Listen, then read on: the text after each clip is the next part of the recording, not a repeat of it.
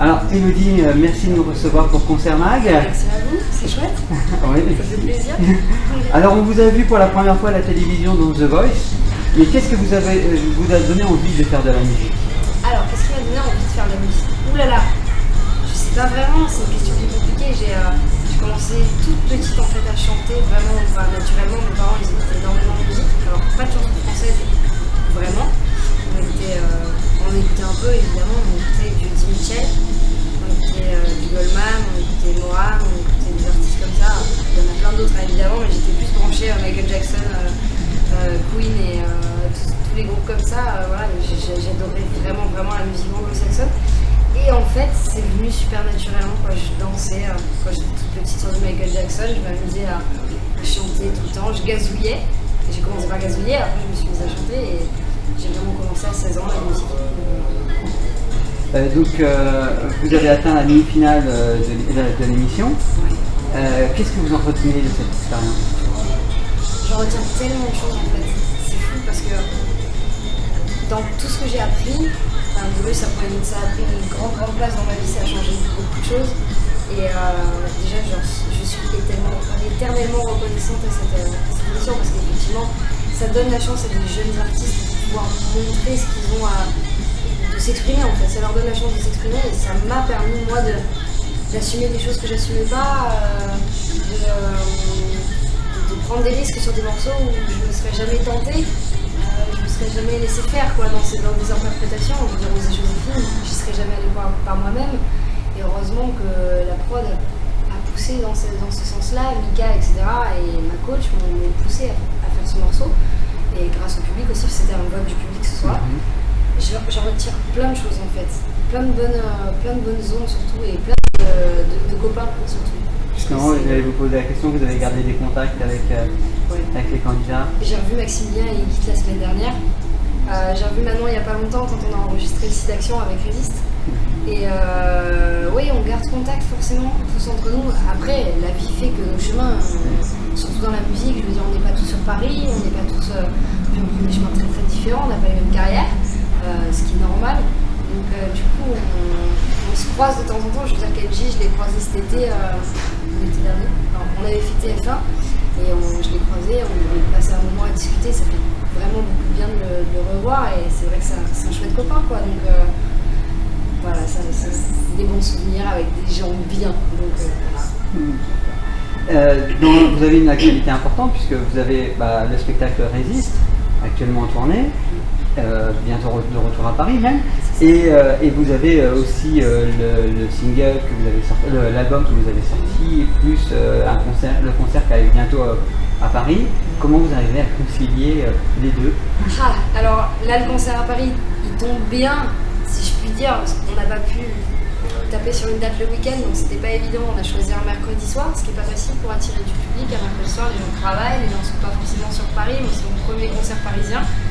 Après, comment j'ai concilié les deux? Au fur et à mesure, pas à pas. En fait, je suis vraiment soutenue par ma famille, mes amis, etc., qui sont vraiment tout le temps là. Je pense que déjà, eux, ils m'ont gardé les pieds sur terre et ils m'ont aidé beaucoup dans l'organisation à gérer les choses parce que tout seul, c'est pas facile d'y arriver. Donc là-dessus, j'ai énormément de chance, je suis vraiment soutenue et épaulée. Et je sais pas, en fait, les deux se sont bien passés ensemble. Je veux dire, ça s'est bien enchaîné. Résiste, par exemple, j'ai enregistré l'album avec France Gall. On était en studio. Je sais plus quelle date exactement, la semaine d'après j'étais en studio avec mes musiciens pour enregistrer mon album dans le studio. Donc je faisais les allers-retours en fait pour mes morceaux, entre mes morceaux et les morceaux de France Gall. Donc c'était un peu schizophrénique mais en même temps c'est deux trucs qui me passionnent, donc du coup c'était vraiment intéressant pour moi de pouvoir bosser sur deux projets. Compliqué physiquement mais super cool. D'accord. Justement, le spectacle Résiste attire beaucoup de monde. Vous avez quand même, ça fait quand même un sacré carton. Ouais. Est-ce que vous attendiez un tel succès? Alors, c'est quand même France Gall, Michel Berger. Il ne faut pas nier, c'est un patrimoine. Il y a vraiment, c'est quand même un mythe de la chanson française. C'est quand même un monument en fait. Je peux dire ça. France Gall, Michel Berger, c'est un couple mythique. Ça pouvait nous apporter effectivement ce succès, mais nous, en tant qu'interprète, on avait très très peur de quelque chose. C'était l'accueil du public. on a eu très peur de se dire voilà, est-ce qu'on va faire comme certaines reprises qui peuvent être de mauvais goût. On avait vraiment peur de ne pas être dans le truc, etc. Mais quand on a fait l'équipe artistique, on a été coaché par France, on a été soutenu par, on a été carrément coaché par Ladislas Chola qui nous a aidé au niveau de la mise en scène, qui a fait la mise en scène et qui a fait tout le théâtre, etc. Avec Eric Soupli, son assistant. Il y a aussi Marion Motin qui a fait les chorégraphies avec Ristène, son assistante aussi, qui ont travaillé avec nous tout le temps en fait. Donc on était vraiment soutenus et on était dans le mouvement de France en fait. On a suivi son mouvement et son élan à elle. Donc ça nous a rassurés. Et quand on a vu l'accueil du public, on était juste super contents quoi. Quand on a fait la première au Palais, c'était des moments formidables parce qu'on s'est dit ok, ça double tranchant. Et quand on a vu que c'était accueilli comme ça, c'était fou. C'est sûr que c'est important d'avoir un accueil. C'était beau, ouais. Maintenant, on va un petit peu parler de l'album. Est-ce que l'album, c'est vos propres compositions? Complètement. Est-ce que c'est des étapes de votre vie en fin de compte que vous pouvez expliquer dans la vie? Complètement. En fait, cet album, c'est des parties de moi en fait, c'est des années différentes, c'est des espèces de tranches de vie. Un des premiers morceaux de l'album, j'ai composé quand j'avais 15 ans. Antérieur à deux, ouais, ça dans ma vie. Complètement antérieur à deux, ouais. Avant tout ça, avant même d'y penser, j'étais pas du tout là-dedans. J'étais sortie presque du collège quoi en fait. Je rentrais au lycée, etc. Et j'ai commencé à composer avec la guitare et c'était un des premiers morceaux que je composais, que j'ai fait en concert par la suite et qu'on a mis sur l'album et ça a continué comme ça en fait. Jusqu'au dernier morceau de l'album, le 12, alors ils sont pas dans l'ordre chronologique, hein, mais le 12e morceau en fait on l'a composé une semaine et demie vraiment finalisé avant de l'enregistrer sur l'album. Sur un coup de tête on s'est dit bon, ce titre là il nous plaît, on le met sur l'album. Donc c'est des moments différents et au niveau des histoires évidemment, j'écris pas tous les textes, j'en écris une partie sur l'album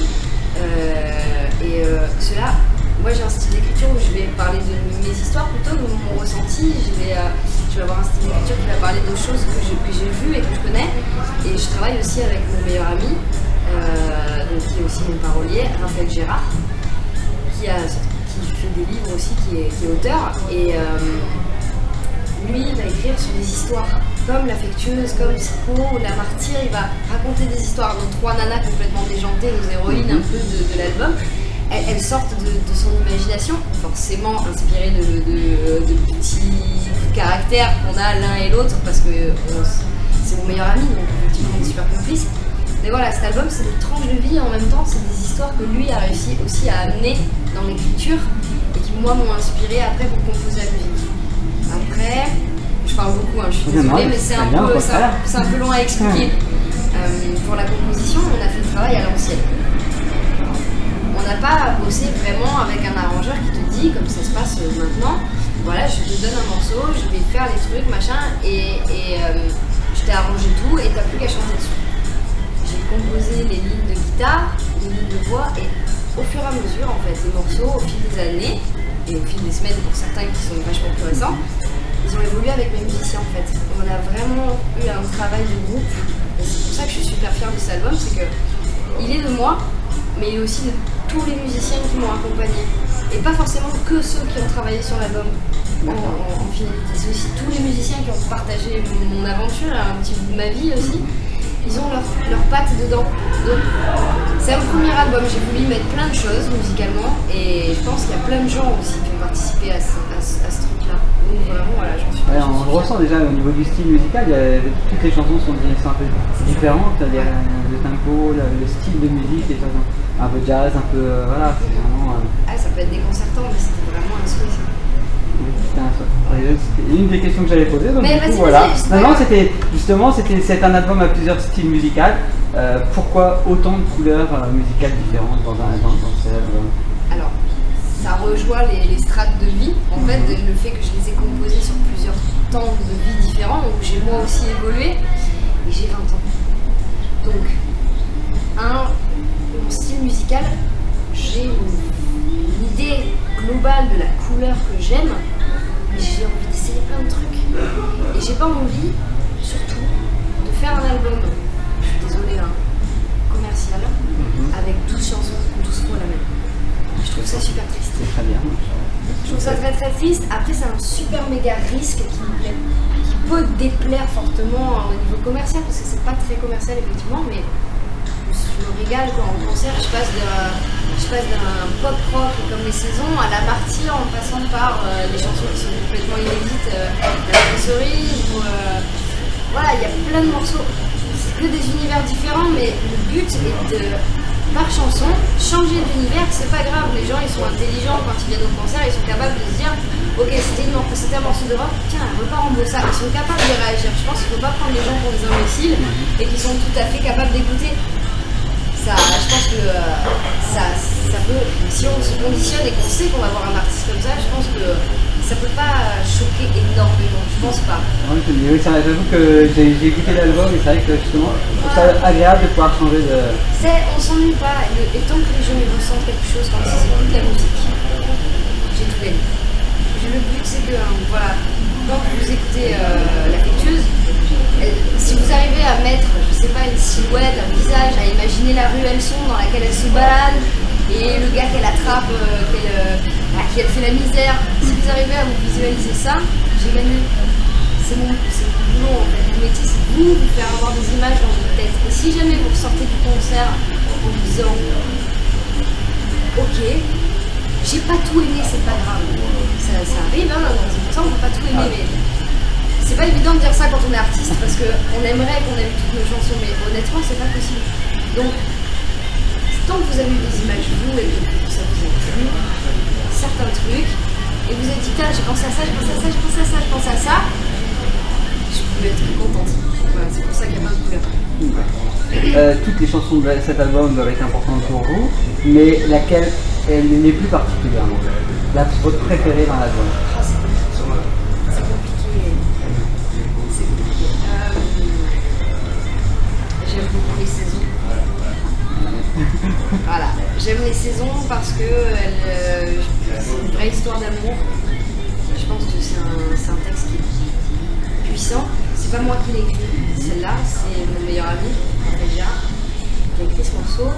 Et je pense vraiment que chacun peut s'y retrouver en fait. Je pense que c'est des images qui sont pas communes, parce que c'est des comparaisons qui sont pas forcément, qu'on ferait pas de suite, mais je pense qu'il y a une finesse dans l'écriture et j'aime tellement jouer ce morceau parce qu'il est pop, parce qu'il est rock, parce qu'il envoie quelque chose et que moi il me touche. Donc voilà, je pense que c'est les saisons. Dans quelques jours, le premier concert à Paris, à la Flèche d'Or. On est tous hâte d'y être, mais qu'est-ce que ça représente pour vous?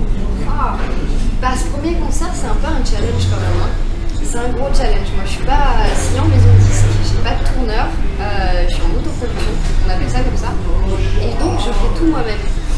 Et moi-même, j'ai une petite équipe derrière moi, on est quelques-uns, et toujours les mêmes.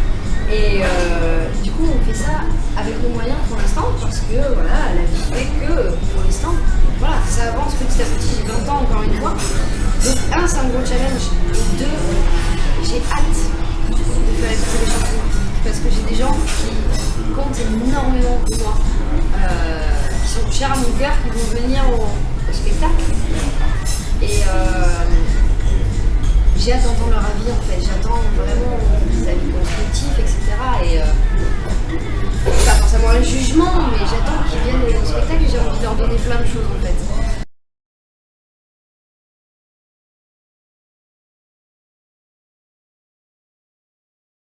La chanson que vous écoutez en boucle actuellement. Life is a Highway, la BO de Cars. D'accord. J'aime beaucoup de Rascal Flatts. Super cool en fait. La salle qui vous ferait rêver. La salle qui me fait rêver. Un Bercy, ce serait fantastique. Et un Olympia, ce serait mythique. D'accord. L'artiste avec qui vous aimeriez faire un duo? Ed Sheeran. Eh ben, je vous remercie beaucoup. Merci à vous. Merci, c'était très agréable. Très cool. Merci beaucoup. Et puis on se voit donc mercredi. Et j'espère qu'on s'appelle. Nous on fera un article, on fera des belles photos. Super, c'est gentil. Merci. Merci. Merci beaucoup.